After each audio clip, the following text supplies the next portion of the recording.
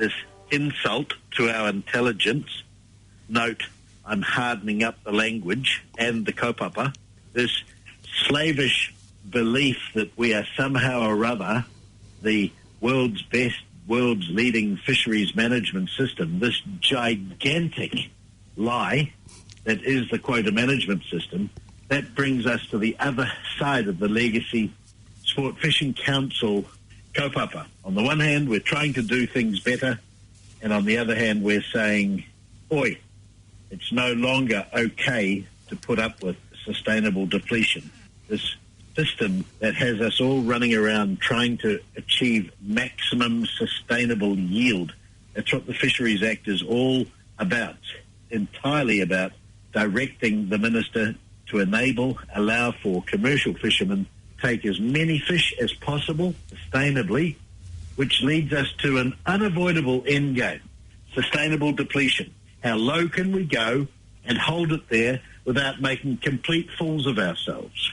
And the time is now coming to have a reckoning, because we are making fools of ourselves. Our hapuka and bass are gone. Our trevally are decimated. Our John Dory, Gurnard and Tarakihi stocks ridiculously over-allocated and unable to be caught using the most sophisticated technology man can devise, this incredible power of GPS and sonar, military technologies that have been modified and adopted to use to catch fish using industrial bulk harvesting, indiscriminate, unacceptable, ridiculous trawling technologies, seining and dredging.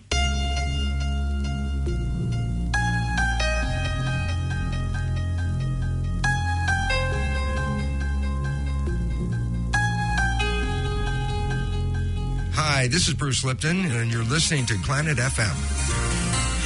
Kia ora, greetings, and welcome to Planet FM 104.6. I'm Tim Lynch, and I trust that you are doing well. I invite you to stay with me over the next hour as we discuss and find ways to take care of our unique and magnificent green planet Earth.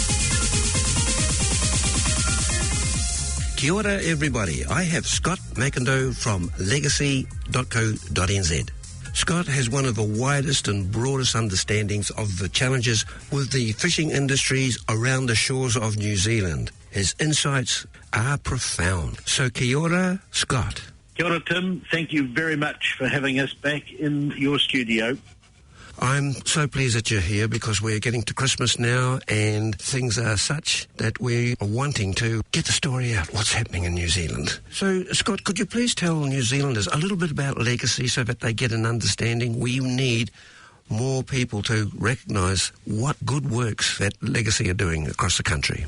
Thank you, Tim. Legacy is spelled Legasea. It's a play on words, and an initiative by the New Zealand Sport Fishing Council in 2012, a council very focused on the well-being of its club members, 55 clubs with 35,000 people belonging to those clubs.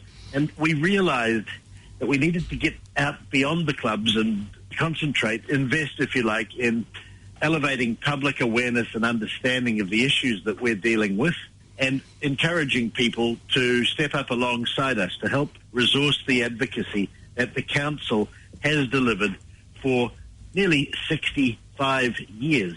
So we set Legacy up, gave it a pretty broad remit of public awareness and fundraising, and 8 years later, we are very happy with the progress we've made. We've established, or if you like, developed a brand that's now enjoying, for me, sacred value, trusted source status with a growing number of iwi leadership organisations. Mana whenua are so important to this whole fish conversation. We have a similar relationship, trusted source partner relationship with the New Zealand Angling and Casting Association, New Zealand Underwater Association, Yachting New Zealand, and many other clubs that are not affiliated to the Sport Fishing Council. Clubs like the Outboard Boating Club of Auckland, with over 2,000 members who are lovers of the sea and their privileged opportunity to go out and catch a feed to share with friends and family. And this is one of the main things, isn't it? New Zealand, way back, I mean, we can go back to Maori, but you could always go offshore and it could only be 100 metres or even less and catch some foods, catch some kaimoana, some fish to bring it back home for the family and pass it over the fence to your neighbour. This is a standard for New Zealand, and the challenge is to make sure that it continues. Correct. It's not unique to us, but it's something that's pretty common, much more common than many other nations, long gone that privilege. For many, sharing their catch is a primary source of self-esteem, self-worth. It really has an important part to play in our mental health. I like the phrase my Ngātui friend talks about when he takes a bin of fish home from a weekend with me. He talks about that bin being maximum mana enhancement. For him to be able to stop on the way home and knock on the door of Kuia Kaumatua and say, here, I've caught you a fish. Nothing can equate that opportunity, that acknowledgement of an elder than the gift of fish. Hei ika, hei taonga. I cannot overemphasize that. And now that we're starting to get our eye in on what we can do, these non-commercial recreational fishermen, what can we do better? How can we lift our game? Initiatives like the Kai Ika and freefishheads.co.nz and fishcare.co.nz. These are all attempts on our part to help people better understand how they might make a better contribution, sharing the head, sharing the frame. We like to call that the trifecta of respect. Respect for the animal, the environment, the animal that's given its life. Respect for community, a fellow man. And as stated before, self-respect, that knowledge of knowing that you've done the right thing. And we're very happy to say that we're making a little bit of headway there. Over 60,000 kilograms of heads and frames collected from recreational fishermen. Thank you to the Outboard Boating Club of Auckland for being the pilot, for really taking this proof of concept seriously and committing significant resources to allowing it to happen. And thank you to the Papa Tuanuku Kokiri Marae whānau in South Auckland, who have made over 450 collection trips and then circulating this taonga, these treasures, to people who really appreciate it and need it. So we're starting to, the long journey, the real journey, not of managing fisheries. You don't manage fisheries, you manage people. And to manage people, it's all about getting them to better understand what's at stake and contemplate, consider shifting their attitudes, their expectations, and their behaviours. So if that's a measure of success, I'm really comfortable with where legacy has evolved to on that side of the ledger. This is fantastic. One of the things I've noticed is te reo, the Maori language, how you embrace it, Scott, because it's really, really a wonderful acknowledgement of our cultural heritage. I mean, Te Ika o Maui is named as the North Island, which is the fish that Maui and his brothers pulled out of the ocean way back in the mythos of how Aotearoa came into being. And by you using the language, it is so important. And I just want to say that ika, for many people who may be overseas listening, is the word for a fish, and taonga is a word for treasure. And we see fish as a treasure, and I know that's a very important component of being part of a community and a greater community. The treasures of humanity and human beings, but also what we take or what we receive from nature is also a treasure. So I just want to acknowledge and thank you for using Maori terminology in this great expression of how we are connected, because we're all surrounded by the ocean, the moana. Kia ora, Tim. Thank you for that acknowledgement. And I'd like to acknowledge, in turn, the leaders of the Ngātui, Ngāti Whātua, Ngāti Kahu, Ngāti Kuri, Ngāti Wai, who have so generously shared with us their mātauranga, their accumulated knowledge over generations. They've taken us into their house. We've been on their marae 20 times overnight, another 30, 40, 50 times into specific hui.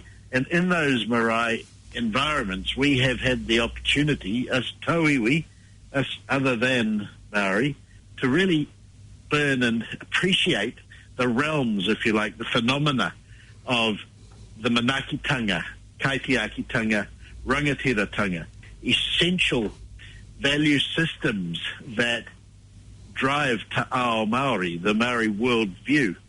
It's only when one grasps how fundamental feeding the visitor, manaki manuhiri, is to Maori, that one can really start to appreciate the obligations that tangata whenua have to be kaitiaki, to be stewards and guardians. And of course, in order to be a steward, one needs authority, one needs governance, this whole notion of rangatiratanga, which I think brings me to a concluding statement about legacy. These are words that a young colleague penned the other day. He said, all of this effort is driven by a sense of rangatiratanga, an aspiration to lead by example based on inherited knowledge. I've stolen that. I'm going to nick that and hold it my own. An aspiration to lead by example based on inherited knowledge. For me, that summarizes beautifully what drives this gang, this crew, several hundred of us nationwide, totally committed to restoring abundance. Because with abundance, there is no conflict. With the ongoing sustainable depletion that the quota management system imposes upon us, this insult to our intelligence, note, I'm hardening up the language and the kaupapa, this slavish belief that we are somehow or other the world's best, world's leading fisheries management system, this gigantic lie that is the quota management system, that brings us to the other side of the Legacy Sport Fishing Council kaupapa. On the one hand, we're trying to do things better, and on the other hand, we're saying, oi, it's no longer okay to put up with sustainable depletion. This system that has us all running around trying to achieve maximum sustainable yield. That's what the Fisheries Act is all about, entirely about directing the minister to allow for commercial fishermen to take as many fish as possible sustainably, which leads us to an unavoidable end game, sustainable depletion. How low can we go and hold it there without making complete fools of ourselves? And the time is now coming to have a reckoning, because we are making fools of ourselves. Our hapuka and bass are gone. Our trevally are decimated. Our John Dory, Gurnard and Tarakihi stocks ridiculously over-allocated and unable to be caught using the most sophisticated technology man can devise, this incredible power of GPS and sonar, military technologies that have been modified and adopted to use to catch fish using industrial bulk harvesting, indiscriminate, unacceptable, ridiculous trawling technologies, seining and dredging, all these silly fishing methods that trash the benthic environment, the bottom of the sea, the place where it's all happening. That's where life starts, and for many, finishes before they even start to get a real foot on the ladder of life, these tiny little creatures seeking shelter and food behind any three-dimensional element that's growing on the seabed. Suddenly along comes the trawl. It's over. The party is over. Everything is crushed, shattered. Nobody's there to count or mourn the loss of billions and billions and billions of tiny little creatures that never got to see the light of day, our future. So we're very focused on the need to put a big question mark alongside this nonsense that says property rights is the only way to go, enable industry to make decisions, have happy business, small government, let the market take care of big decisions, everything will be good in the garden. What a lot of tosh.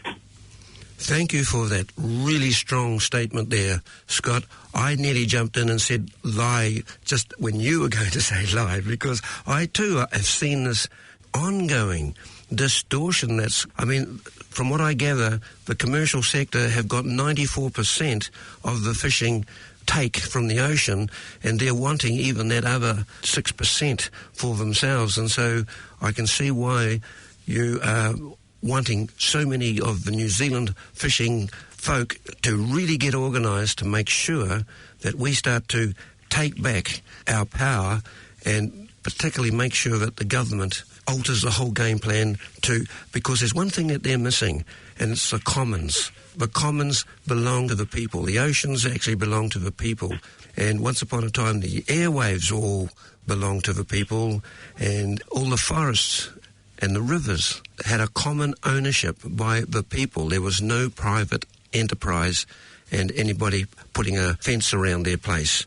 It was just the commons, and the global commons at the moment has been decreasing more and more and more as, should we say, private ownership wants to actually command everything, and that's a big challenge, isn't it? Correct, and it's that tension that was essential to drive us to, after 2 decades of advocating and submitting and producing increasingly high-quality submissions, including legal submissions to the High Court, Appeal Court and Supreme Court, where the courts agreed with us in our interpretation of the law. It took us 15 years to realise that we were actually arguing about the wrong matter. We were distracted to talking about rights, because this is a property rights regime. Everything's about rights. There's only one right, and that's the sea. Tatinia Tangaroa, the multitudes of Tangaroa. It is absolutely time to put their rights first, and long overdue, in fact. And it comes back to this business of abundance. But every pathway we explore to abundance, we meet the same obstacle. This intransient, monopolist, industrial fishing machine. A handful of families who have been granted at no charge the property rights, the quota as it were, back in 1986, and more recently mana whenua accepting quota as a currency to settle their very valid Te Tiriti o Waitangi grievance. Article 2 is unambiguous, full undisturbed exclusive possession of the fisheries, and once again mana whenua ignored, trashed, then in hindsight accepted as having a claim, and then settling for 10%, for heaven's sake, a dodgy currency, shares in the total allowable commercial catch. There's no such thing as quota per se. I won't go too deep there because it becomes too complex.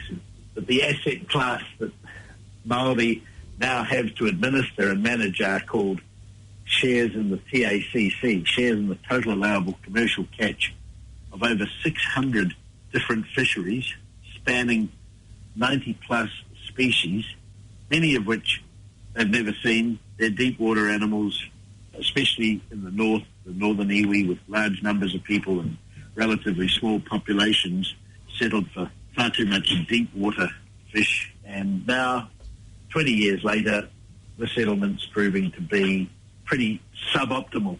So we're calling them out. We've found ourselves up against it, and we've gone offshore. We've worked the planet, both on the internet and using the aeroplane, and come to the conclusion that property rights is failing globally, and then developed an alternative to the quota management system, which we call rescue fish.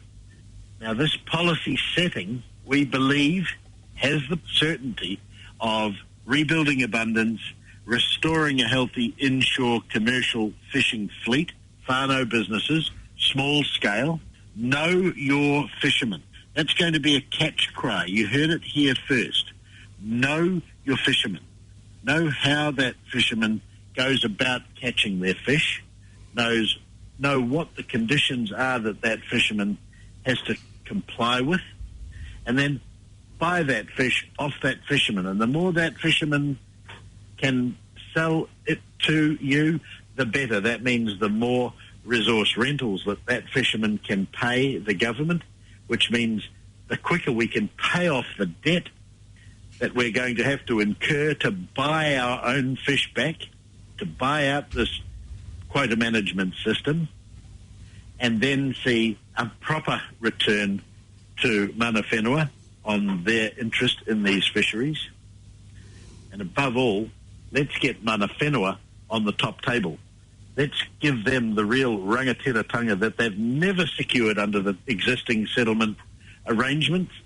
Let's get them up the top, sitting alongside government appointments with an independent chair, making the calls, telling us how we are to administer and manage ourselves in order to ensure a 50% biomass of all fish minimum, which we're told by industry is naive and impossible to achieve.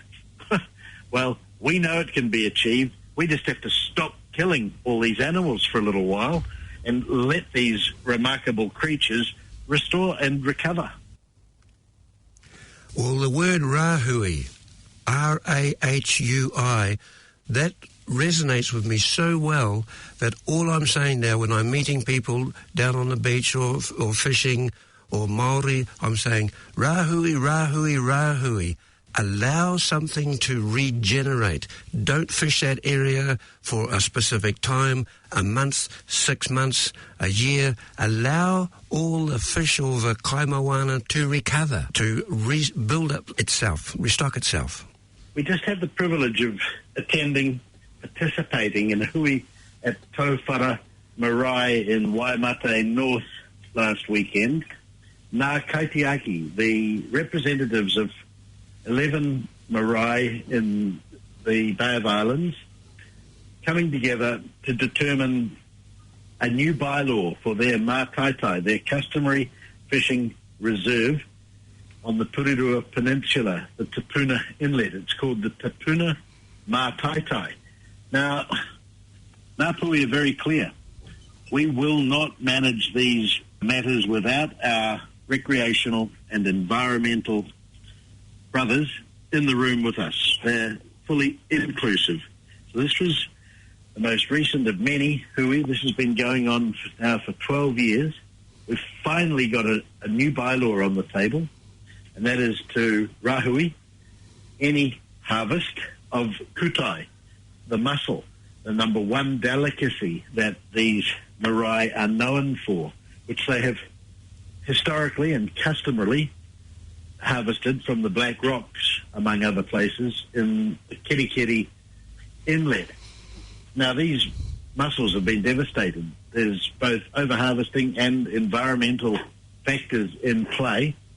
Bottom line, the faces that were once famous are now infamous. They're dead. There's no mussels. There's little or no joy to be had. And here we are with Ngā Kaitiaki stepping up and saying we will put mussels off limits to all, not just recreational fishermen, but customary as well. They will not be issuing permits, rahui, of a species indefinitely until such time as there is some meaningful recovery and that health. And then we'll have the debate as to how we reopen. They are determined to share their abundance, their only mātaitai. Remember, Ngāpui have this enormous population and a very small coastline. So this is the only mātaitai that the Ngāpui people have to provide for their customary obligations, that manaki manuhiri. So we feel incredibly fortunate to have such visionary people running that iwi and those hapu who are determined to share the abundance. But it's going to require a great deal of constraint and sacrifice on the part of everybody. And then when we get underway again, some innovation. We won't be able to just go back to the one-size-fits-all routine that we have now, a central government-ordained simplistic regulations which are just not working. In a place like the Bay of Islands, where you get a massive influx of people for 3 months of the year, and everyone wants to go in there and get as much as they can or get what they're allowed. So that was the hui at Tauwhara. It was just beautiful to see the resolution finally when it was moved by the president of the Bay of Islands Swordfish Club, the oldest game fishing club in Aotearoa, and seconded by a leader from the New Zealand Spear Fishermen's Association, and then unanimously adopted by all present, including Fish Forever, a very passionate and highly resourced environmental NGO whose mission is to restore abundance along with the rest of us. So we all come off that marae, as usual, elevated, uplifted. It's just such a treat. What a great way to finish the year for us. Fantastic, yeah. We want to be able to hear of the positives that are happening within or particularly at the grassroots level, because I think we're having to localise things, and the different iwi and different tribes or hapu sub-tribes needing to be able to organise within themselves without having the government or commercial realities pushing down on them. I see this as really important, that you are always pulling the strings of the community together, Scott. Now, can I ask you to, if we step back a little bit, the quota management system, a lot of people have heard the words. Can you tell us quickly what that is and where it has failed so horrendously and miserably? Can you give us a 5-minute story on that, please? I'll do my best. In 1986, society chose to manage commercial fishing by creating property rights. We were the first jurisdiction in the history of the world to do this. So it is by definition an experiment. It's not based on any real success stories or hard-won lessons. And so we created this property right. We called it quota. It was expressed in tonnes. And our first shot was to give those who have done the most damage and had the most foresight and insight the most reward, which I think is a pretty perverse way to start any system off.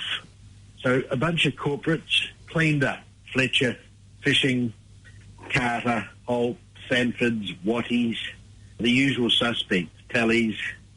They were granted the majority of these fishing rights.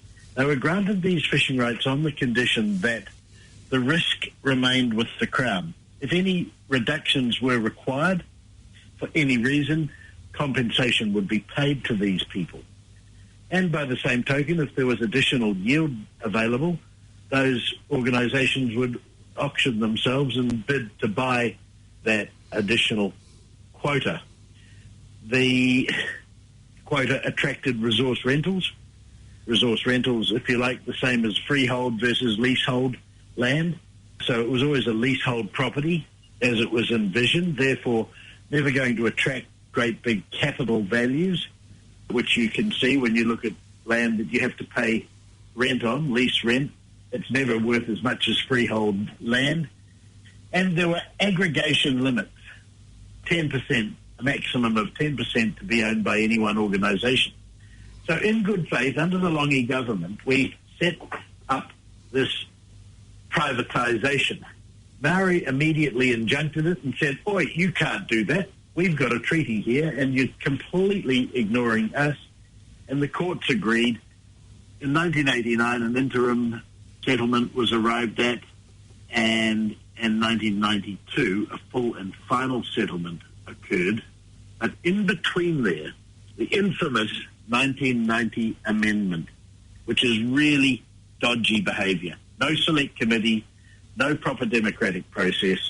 By way of a third reading to an economic amendment bill, a supplementary order paper went through Parliament. It was the last piece of legislation to go through under the Labour government in 1990. And evidencing that are words in Hansard where Doug Kidd, the then opposition spokesperson for the National Party, said, "This ministry is a disgrace to democracy. By God, I will be minister someday and I will sort them out."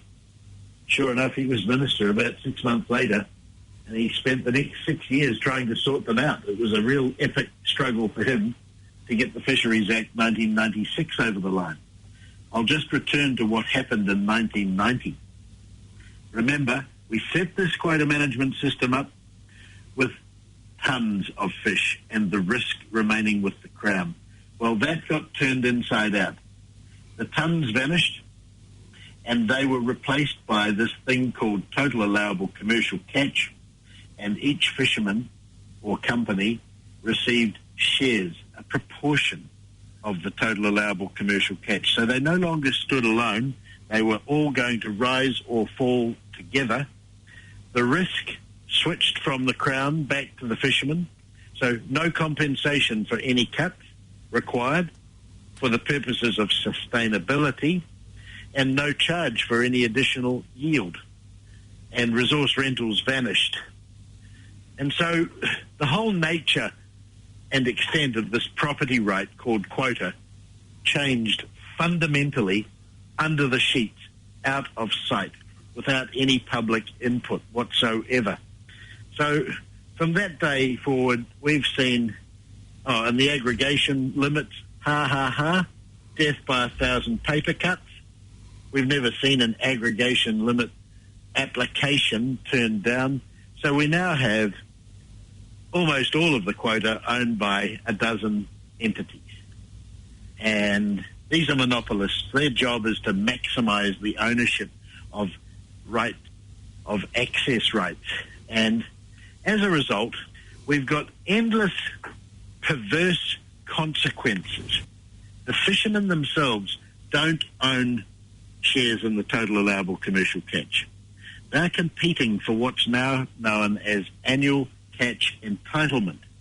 And there are some species where there's tons of that available at a very low price. It's over-allocated. They can't give it away. And then there are other species where there's a hot contested demand and the price gets really high. Snapper is one of those. Crayfish and paua are another couple of fisheries that are extremely expensive. They're paying over $1 million a tonne for the right to harvest 1,000 kilos of crayfish per annum. $1 million plus. So before anyone gets out of bed and goes fishing in the morning, they're paying rent to whoever it is that owns that total allowable commercial catch share. I'm speaking with Scott Macindoe of legacy.co.nz on the state of New Zealand's fisheries. What happens, and it's vividly illustrated on the west coast of the North Island, where we have a healthy snapper fishery, steadily rebuilding, but we've got a whole lot of fishermen who aren't allowed to catch snapper because they don't have annual catch entitlement. It's not available to them. Therefore, they're out there using other methods to catch other fish, when really the only thing that they really need to be targeting to make a reasonable return on their day's work is snapper. But no, they can't catch them. They've got to avoid that. So they're chasing things like rig and trevally and tarakihi and gurnard using set nets and the like. And suddenly we've got all this conflict with the Maui dolphin threat management plan. Next thing you know, we've got a weird marriage of World Wildlife Fund and Sanford's and Moana Fisheries stepping forward with a rescue plan to government that suggests that they'll change their behaviour only if you give us more snapper quota. How that's going to affect And I'm starting to lose the listeners now because it becomes really complex. What we have to do is get rid of this nonsense of quota, go back to square one, have a blank sheet of paper, and start asking, what do we as a society really want? We want responsible people catching fish with a maximum respect, treating every fish in order to achieve maximum value. No more dumping, no more discarding, no more deemed values. We want to see fishermen proud of their cameras, proud of the constraints that they have to work within to be commercial fishermen, treating all of that supervisory type activity as part of the provenance of the fish, and selling those fish directly without supermarkets, without brokers, without in-betweens, I should say, to every restaurant, every club, every cafe. Just the other day, my wife took me to Rarotonga. I was in love with the place within a couple of days. I'm hanging out to go back there. Wow, how we wish it were.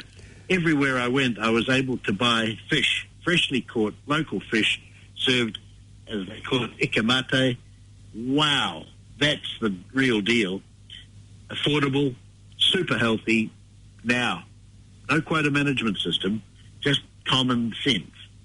Yes, I hear you. I've been around some of the islands, Fiji as well, and up in Tahiti, and yes, the fish markets, and they're small markets, or you can drive along the road and there'll be a small little thatched place where they're selling fish. It gets back to the personal contact with people too, doesn't it? There's no better illustration of how badly this quota management system is panning out than Aotea, Great Barrier Island, which is where the only real economy left to the people of that motu is tourism. We're forbidden to sell our visitors a fin, a scale, or a tail. There are no quota owners on the island. There are no licensed fish receivers. There is no ability to manage ourselves within the quota management system. Many people have tried, and it's just a little bit too hard. It's a bit like that chalk that we put under the wheels of the gigantic jumbo jet, just enough to stop it rolling away. So too, all these obstacles are just enough to stop enterprise getting underway and serving the needs of the hospitality fraternity on Great Barrier. As a result, what do we feed our visitors? On a good day, gurnard that we've brought in from Auckland, quite a few days old, or hoki, frozen, caught industrial in the South Island. And our manuhiri, our visitors are saying, well, hang on a moment, I've heard that there's lots of scallops around here. Yeah, there's heaps, bro. And crayfish, well, there used to be, but they're gone. What about the snapper and the kahawai? I can see them jumping out there in the bay. Yeah, but we're not allowed to serve you that. Why, they say. And we've got these conversations happening on a daily basis, these arguments almost between visitors and hosts about why can't I buy fish? And it's just this nonsense of this quota management system grinding simple communities down.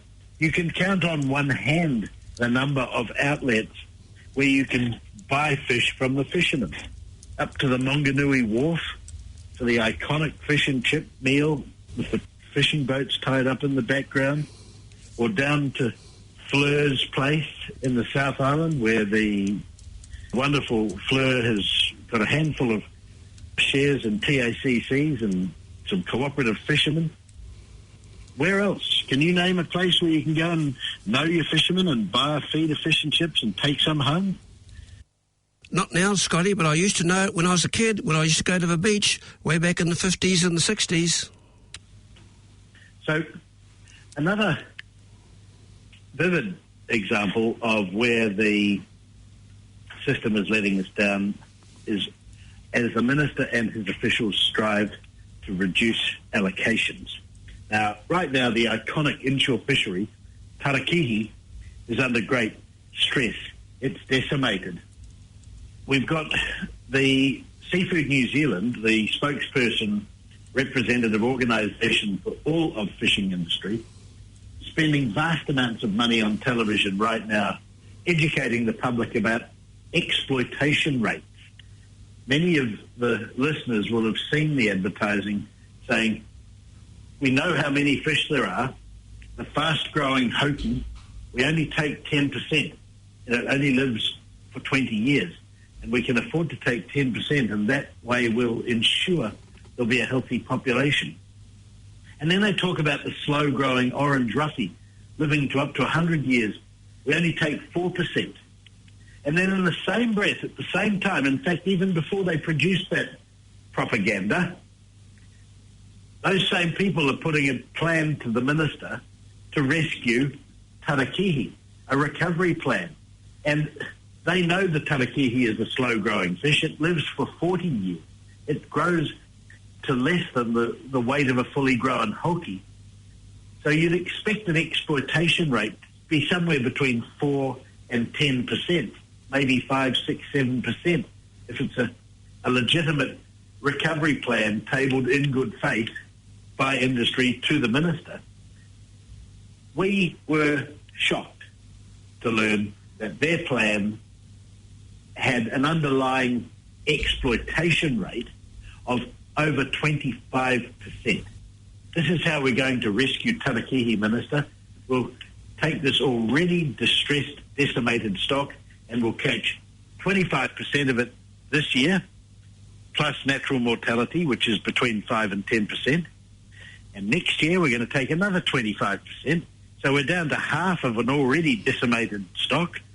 This is our special intelligent way we're going to manage this fishery, or manage ourselves. What we're really willing to do is spend more money on research. We want to do some DNA analysis to better understand the difference between an East Coast and a West Coast tarakihi. Absolute nonsense. Just silliness, blinding everyone with science. Were they willing to accept a reduction in their catch entitlements? No way, Jose. Steady as she goes. Business as usual. If we're catching too many little ones, we'll have a move-on rule. We'll go to a place where we're not catching so many little ones. Well, surely you'd have thought that that's business as usual, standard operating procedure. Oh, no, this is a brand new, innovative management that we, the mighty self-righteous industry, are willing to impose upon ourselves, a move-on rule.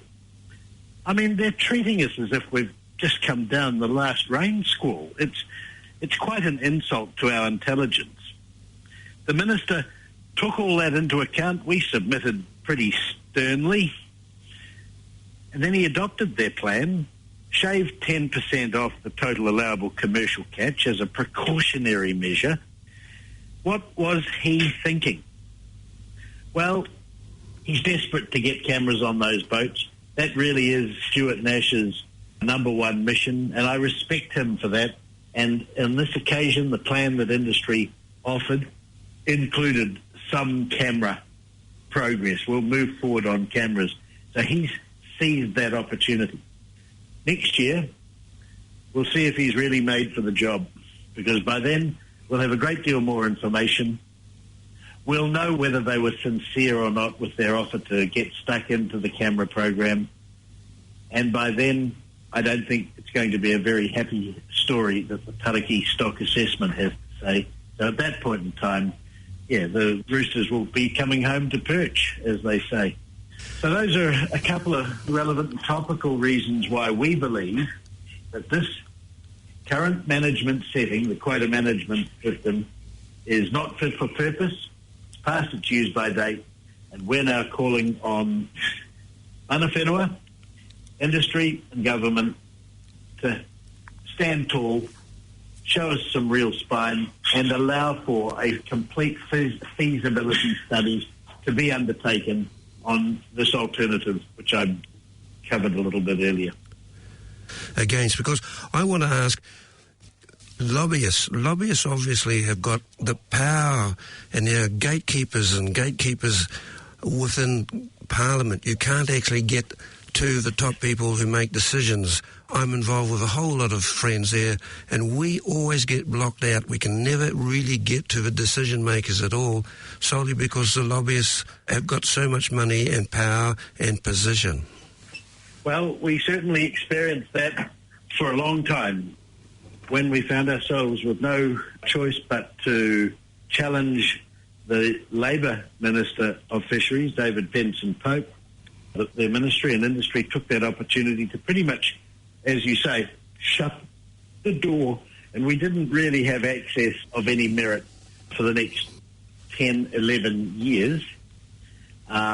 When Labour secured the Treasury bench, I have to give credit where credit's due. Stuart Nash has been available. He has allowed for us to table our alternative, rescuing fisheries or rescue fish, and he's instructed his officials to work with us to develop a better understanding of the alternative that we're producing to the quota management system, and he's now talking to his other cabinet minister colleagues. So we're feeling pretty good about our access to government at the moment. We have a lot of work to do with the Maori caucus, not just in the Labour Party, but the other parties, because there's nothing's going to happen without mana whenua demanding change occurs. And I don't want to talk about their power of veto. It's beyond that, way beyond that. It's the rangatiratanga that we're all hanging out for, the leadership that's required to effect real change to achieve that all-important abundance. Abundance is the key to ensure a fair go for future generations, to ensure a harmonious society and some really meaningful economic returns. They're there to be had. Yeah, well, I'm really, really hopeful. I'm really hopeful because, I mean, to be perfectly frank, I'm wanting Parliament really now to change their whole focus, that all acts of legislation have to actually factor in children and grandchildren of tomorrow. And this way, that if that's embedded in all the act, it makes everyone in Parliament start thinking, okay, what are we leaving the children of the future? Lock that in. We have that now in this legislation that Doug Kidd produced in 1996. The Fisheries Act, the purpose of this act is quite magnificent. Section 8. Ensuring sustainability means maintaining the potential of fisheries resources to meet the reasonably foreseeable needs of future generations. And utilisation means conserving, using, enhancing and developing fisheries resources to enable people to provide for their social, economic and cultural well-being. It's truly beautiful legislation. However, it is being ridden roughshod by the ministry, who, in our opinion, suffer from a classic case of regulatory capture, i.e. the people that they're tasked with administering have become rabbit in charge of lettuce patch, I'm afraid. And that's the way of the world. Yes. So, hence our focus on engaging and working with mana whenua to achieve a better understanding of where they stand. There are no whānau businesses established. They've had a settlement since 1992. I've spoken with many iwi leaders and I asked them the same question. How many whānau businesses have established in the business of fishing commercially since the settlement? Time after time after time I get the same answer, 0. Or the other day, worse than 0, those that we had are throwing in the towel. It's all too hard. So there's no jobs, there's no dignity, it's just so wrong. Tim, could I simply ask listeners that are interested in making a difference to subscribe to Legacy? Certainly. Legacy.co.nz, LEGASEA. Could you repeat again, Scott, because I cut you off? Could you just repeat again, please? If I could simply ask listeners to go online and register and subscribe at legacy.co.nz, LEGASEA, legacy.co.nz. That will demonstrate for us an interest, a sign of life, It will allow for us to communicate, and we're getting better and better at that. These blindingly complex kaupapa are being reduced to increasingly digestible sound bites, and now we've got our video editing skills up to speed. Pictures speak 1,000 words. There's some fascinating, informative little vignettes that are available. It's with that information that people can begin to be reasonably expected to understand what is at stake. Remember the immortal words of Martin Luther King? It is not the words of our enemies that we will remember, but the silence of our friends. Yes. And by simply registering and making yourself available, giving us permission to give us the time of day, that's when you're starting to make a noise, people. If you come along and make a contribution, put your shoulder behind the wheel, wow. The moment we start to do that in a voluntary manner without some government-ordained licensing tax-type regime, well, in simple terms, Tim, we win. The people will win, because the one thing that these monopolists and government departments can't deal with is significant resourcing in the hands of people true to a simple kaupapa. No profit in this. All we're after is restored abundance and a fair go for future generations. Yeah, excellent. This is exactly what we need.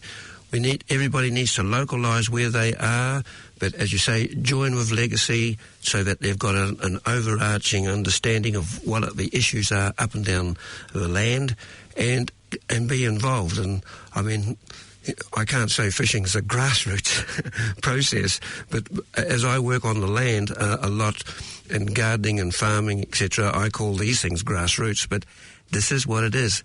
We have to commit, and then when we all said and done, when we look at the news at night, which I don't look because it's just too horrendous, what it's doing, the news is debilitating people, it's desensitising them.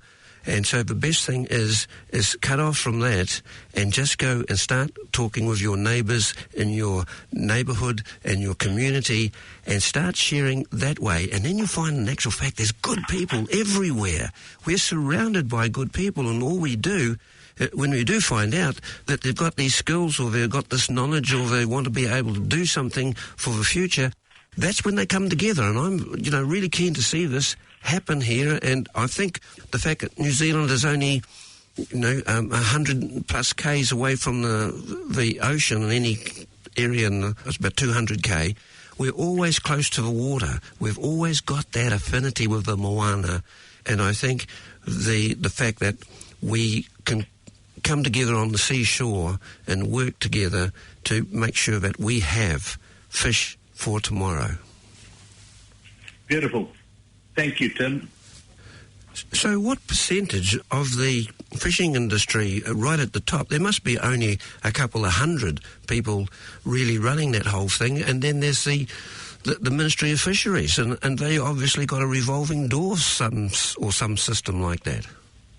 Oh, there's about 10 families who control 80% of what's not owned by mana whenua as a result of settlement. The mana whenua stake is a complex and hideously complex and very expensive fishing right to administer.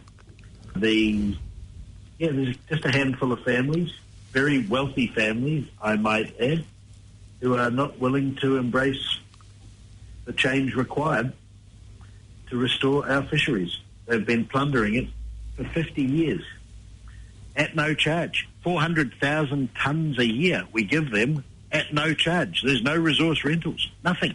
They pay a minimal cost recovery levy that's spent on research that supports more catch as a rule of thumb, as opposed to research supporting reductions. That's what happens when you've got industry paying for research. That will not be part of our alternative approach. We'll be doing a heck of a lot more research, and it will be done out of the resource rentals that we collect, and it'll be done at our discretion, not industry's discretion. So science has got a lot to answer for in a science-based, evidence-based management regime where the fox is in charge of the hen house. That appears to be the case. So, Scott, in finalising, I want to say you always give an enlightening insight to the state of New Zealand fisheries.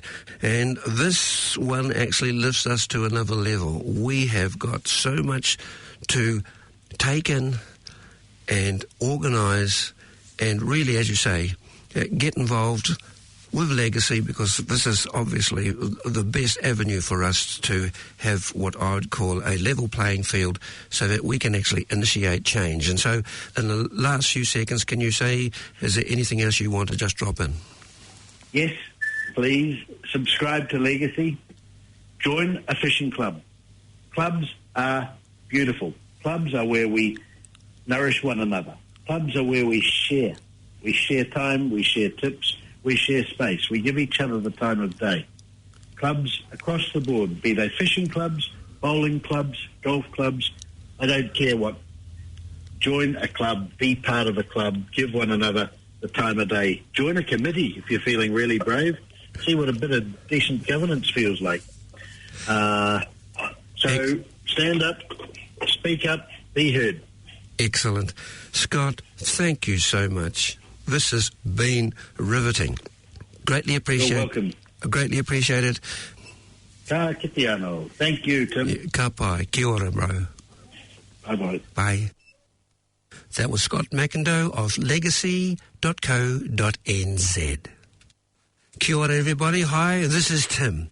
Well, we've come to the end of 2019 and we're opening up to 2020, where we trust we'll have 2020 vision and we'll be able to see us as a human family, a global family, living within the biosphere, the teeming biosphere of myriads of life. And I'm trusting that too, that we will have some big breakthroughs very shortly, particularly in America, where we can finally realise that we have to come together as a human species and a global family. This is imperative. So we're going to be starting next year. We have another host for the show with us next year, so that will be very good. And we're wanting to do some videos, short videos, very succinct, very clear, to allow us to realise that we're all connected. We all share the same breath. But more so, I'm wanting to really focus on the children of today and tomorrow and our grandchildren, because what are we leaving them? They are going to be taking care of our future when we get older. And so keep your inner candle burning strongly. Yes, that's correct. We all have this inner candle, and when we breathe deeply of oxygen, the connection is made. So a Merry Christmas to you all, with much aroha and love from us at Green Planet FM here in Auckland, in Aotearoa, New Zealand, and a wonderful 2020. Decide to network. Use every letter you write, every conversation you have, every meeting you attend, every email you send. And remember, even Facebook. To tweet and to express your fundamental beliefs and dreams. Affirm to others the vision of the world you want. Network through thought. Network through action. Network through love. Network through the spirit. You are the centre of a network. You are the centre of the world. You are a free, immensely powerful source of life and goodness. Affirm it. Spread it. Radiate it. Think day and night about it, and you will see a miracle happen. The greatness of your own life in a world of big powers, media and monopolies. But of 7.7 billion individuals, networking is the new freedom, the new democracy, a new transparency, and a new form of wholeness and happiness. This originated by Dr. Robert Muller, Chancellor of the World Peace University in Costa Rica, Central America. I invite you to be able to come to greenplanetfm.com, where we have over 400 interviews in our database, which you can readily download and listen to be able to inspire yourself to become the change you want to see in the world and become involved in caring for your children and grandchildren's future. We are also on Facebook, on Green Planet FM and ourplanet.org. Please come and love us. This is Tim Lynch. And Lisa Eyre. And Liz Gunn. In the spirit of Aroha, wishing you a wonderful week. We look forward to being with you next week. I say, kia kaha and haere ura.